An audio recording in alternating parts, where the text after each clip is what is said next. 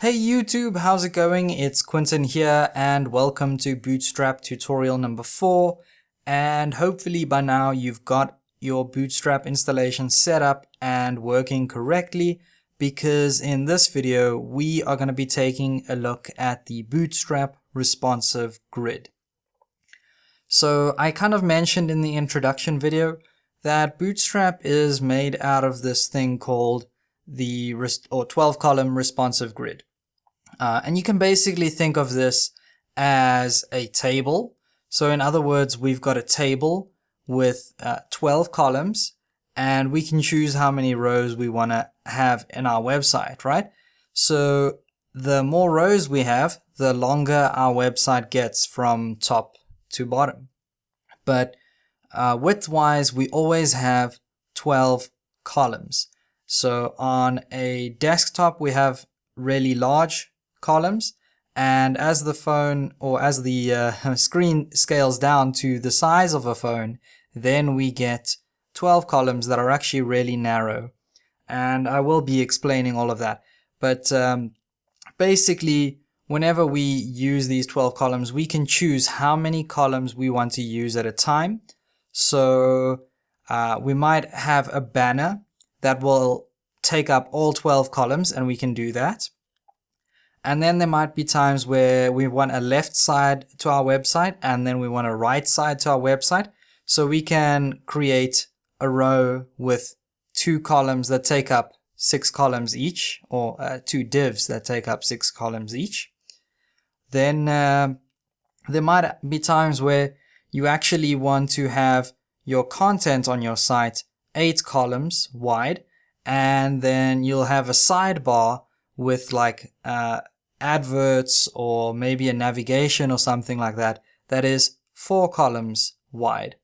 And that's the great thing about Bootstrap, is we've got all these different options that we can choose to use whenever we are using the Bootstrap grid. Okay, and as that scales down, you'll notice that the columns actually get a lot smaller on mobile. So what happens is whenever we get to a mobile site, we actually stack all of those columns. So instead of having a left side and a right side, they'll appear underneath each other, or they'll appear stacked is the word I'm trying to use. Okay, and the same thing with the content and the sidebar. Once the screen gets too small, we'll just stack the sidebar underneath the actual content.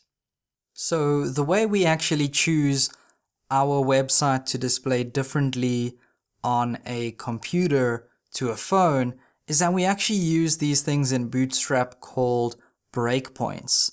And Bootstrap actually gives us 4 different breakpoints.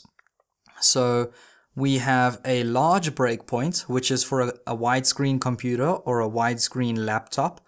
And that would be pretty much most people using computers. But then we also have this medium breakpoint, which actually fits those older square monitors that you used to have on a computer. So back in the days when I was like 12 years old and I used to play computer games on the old square monitor, that's pretty much what we would have, or what we would be using in a medium breakpoint. Because apparently people still use screens that are that width, which is really weird because I don't see them very often anymore, and I live in Africa. So I don't know, if people are using them in the States still and we're not using them so much here in Africa, things are a little bit weird, right? But or at least the way the story that America tells us of like, oh, America's more advanced than the rest of the world. But like, what? No, yeah, okay. That's enough rambling about America. But then we also have small breakpoints, which would be your iPad or any other tablet. So basically that breakpoint's there to fit tablets. Then we have an extra small breakpoint, which is there for your iPhone or your Samsung Galaxy S5 or any other phone that actually supports HTML5, right? So we've got these 4 different breakpoints, and we can choose our website to have different or the divs on our website, or the containers on our website to have a different width at each breakpoint. And I'll be going over that in more detail in the next video when I actually show you guys how to create a grid. But this video was just on the whole theory behind the grid, and I think we've got that covered. So that's all I have for you in this video. And don't forget to subscribe. Please feel free to leave a comment, like, or share this video. It's really going to help my channel grow, and I will see you guys next time.